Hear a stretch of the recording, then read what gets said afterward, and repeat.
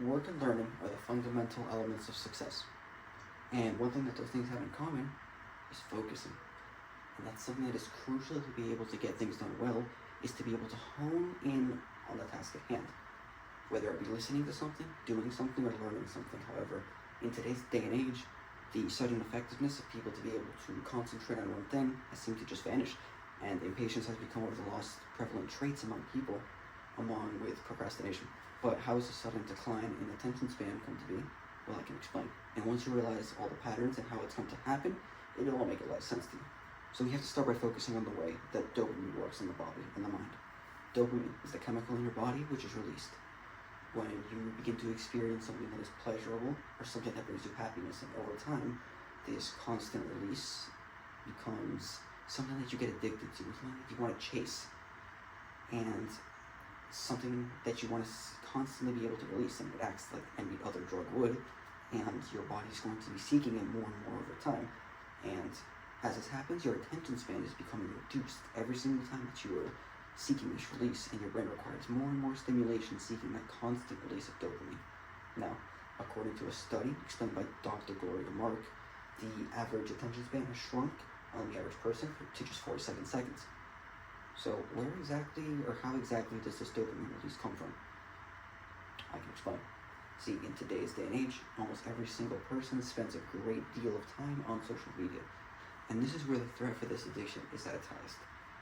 These videos that you watch that are just a few seconds long give you instant gratification, and this dopamine release gets you more and more addicted as your attention span continues to be reduced. This has also been vastly acknowledged by all social media platforms in the change and the switch to all of them going to short form content, because every single social media platform has a form of shorts, reels, or whatever they want to call it. And it all started with TikTok, and when they realized how addictive it can be, they all decided to switch over. And they all wanted to bathe in the success that they found.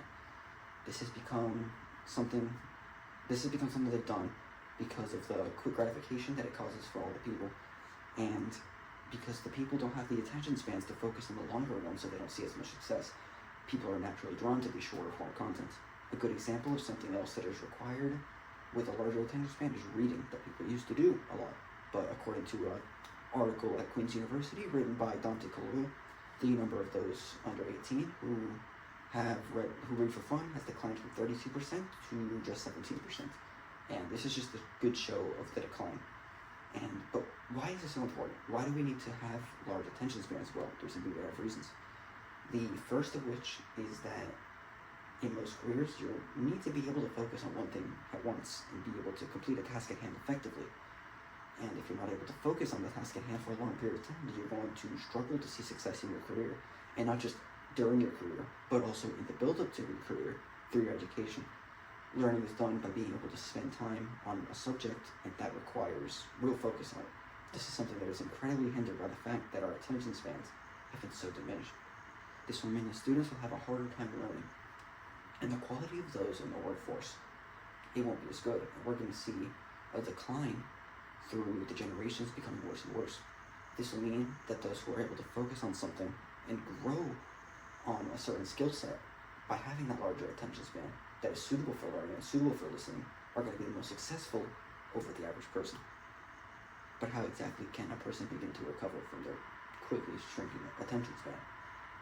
Well, there are many different ways that you can go about doing it. And there was an article released by George Washington University explaining many of the different methods that you can do.